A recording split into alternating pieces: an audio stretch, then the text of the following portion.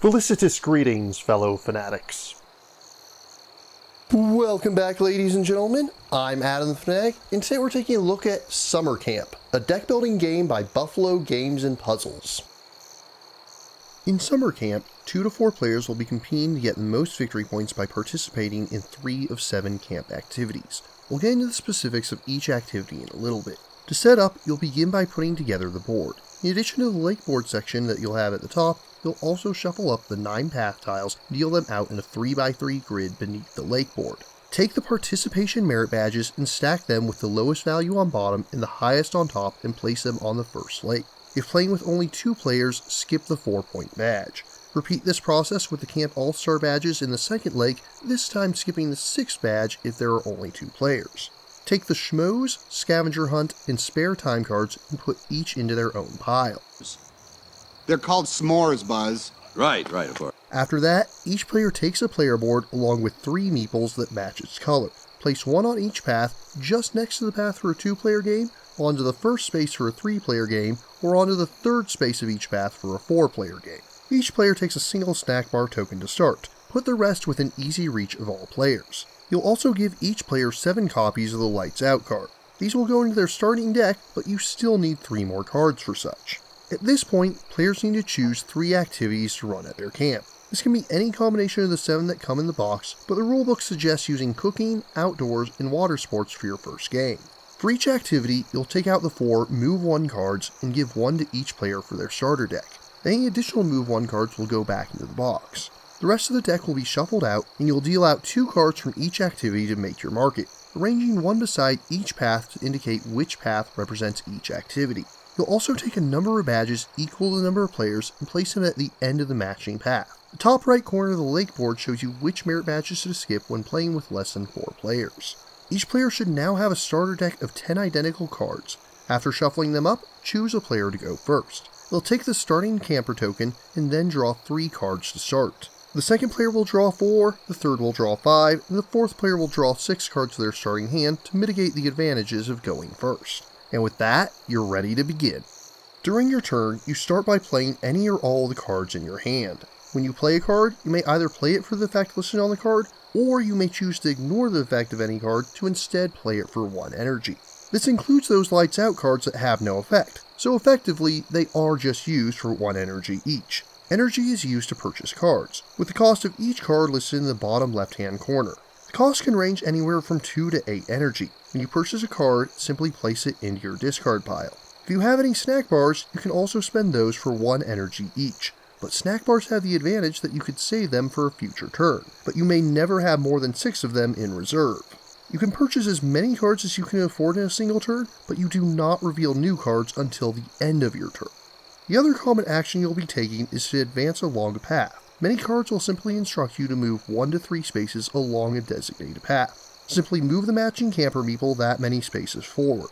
Some cards may allow you to choose which path to advance along, and others may have effects that can happen thereafter. When moving along the paths, you may notice these signs. Landing on or passing a sign will give you a reward depending on the type of sign. The snack bar symbol allows you to take a snack bar token and add it to your reserves. As usual, you may spend it immediately or save it for a future turn. If the sign has a card symbol, you immediately draw a card and may play it as part of your current turn. As with other cards, it'll be discarded at the end of your turn regardless of whether or not it's played. And finally, the camper symbol allows you to advance one of your meeples a single space, including the one that activated the sign if you so choose. Also of note are the bridge spaces, which are used to denote merit badges. A player may earn up to 5 merit badges in the game, 1 for each activity, plus a Participation in Camp All-Star badge. If you get all of your meeples on or past the first set of bridges, you'll immediately take the top Participation badge. Similarly, if all of your meeples are on or past the second set of bridges, you'll take the Camp All-Star badge. The activity badges only care about the meeple on that particular path. When a meeple reaches the final bridge, you'll take the top merit badge of that activity. Keep in mind that all merit badges go down in value as more players earn them, so you want to try and claim each one as soon as possible. At the end of your turn, you'll discard your cards, both those that you played and those that remained in your hand. Refill the market if you purchase any cards from the activity decks, making sure that there are 2 cards from each activity available for the next player to buy. Then, draw back up to 5 cards. If at any time you need to draw cards and your deck is empty, simply reshuffle your discard pile to form a new deck. Play then passes to the next player, and turns will continue as such until any player has reached the end of all 3 paths. At that point, you'll finish up the current round so that all players have an equal number of turns, and then the game is over. At the end of the game, you'll total up victory points from 3 sources. Each merit badge you have is worth the point value listed on the token. Similarly, any cards you bought from the activity decks will have VP listed in the bottom right corner of the card. Lastly, if you have any camper meeples that reach the final tile of an activity path but did not get a merit badge for that path, you'll gain victory points according to how far along the path you were, as denoted on the lake board. After players have totaled up their victory points, whomever has the highest total wins. In case of a tie, the player with the most remaining snack bars wins. And those are the basics of how to play. But as aforementioned, there are 7 different activity packs included in the game, so let's take a brief look at each one and how they play. Every activity includes 4 copies of a Move 1 card to be used as part of each player's starter deck, as well as 7 copies of a Move 2 and 5 copies of a Move 3 card. Although each is themed to the activity in question, they're effectively identical regardless of which activity they pertain to. Going in alphabetical order, adventure cards give you a means to obtain cards without spending energy. Beyond that, the zipline and ropes can even allow you to place them on top of your deck or take them directly into your hand. Next up, we have Arts and Crafts, which has cards that have very powerful effects, but require you to discard other cards from your hand in order to activate them.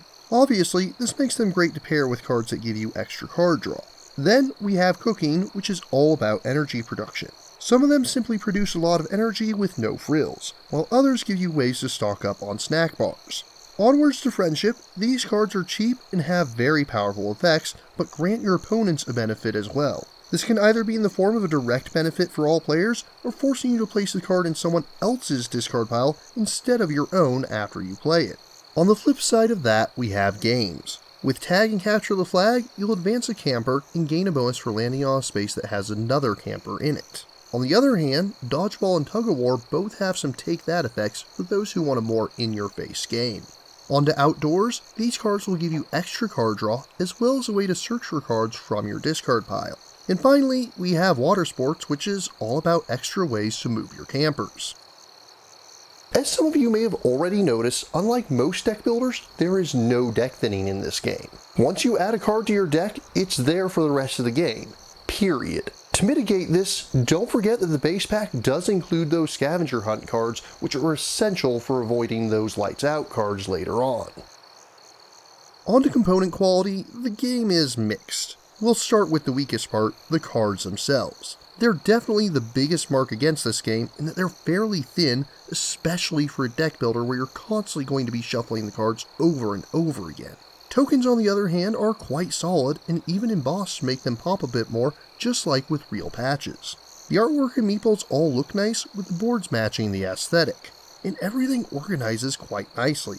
Included with the game are 8 tuck boxes, one for each activity and its merit badges, and a base pack for the remaining cards and badges, making setup and cleanup quite easy without the need for an additional storage solution.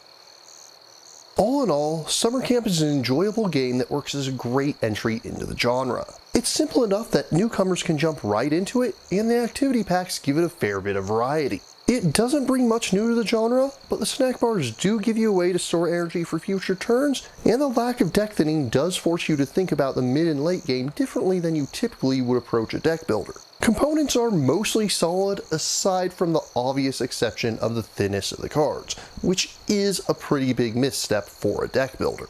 If you can get past that, there is a lot of fun to be had here, especially with an MSRP of only $25 USD. Is the lower price worth the card quality? Honestly, I would have preferred the game be a little more expensive and come with thicker cards, but it is a fair trade-off, I suppose. In conclusion, I find Summer Camp to be worthy a solid 7.3 out of 10. Summer Camp is available exclusively from Target stores and their website. If you're interested in purchasing or learning more, links are included in the description. But what about you? What do you think of Summer Camp? Which deck builders do you enjoy? If you have any questions, remarks, or opposing points of view, leave them in the comments down below. And don't forget to like, share, subscribe, and ring that bell. And if you really enjoy my work, please consider funding my channel on Patreon. Until next time, farewell, fellow fanatics. Huh, so that's what a water blob is. Thank you again for watching. I have plenty more to share with you if you're interested. You can click up here above my head to subscribe to my channel. You can click over here on my monitor to see the most recent video that I worked on. Or if you prefer, you can click up here to open this mysterious vault and see what video that the YouTube algorithm has picked just for you.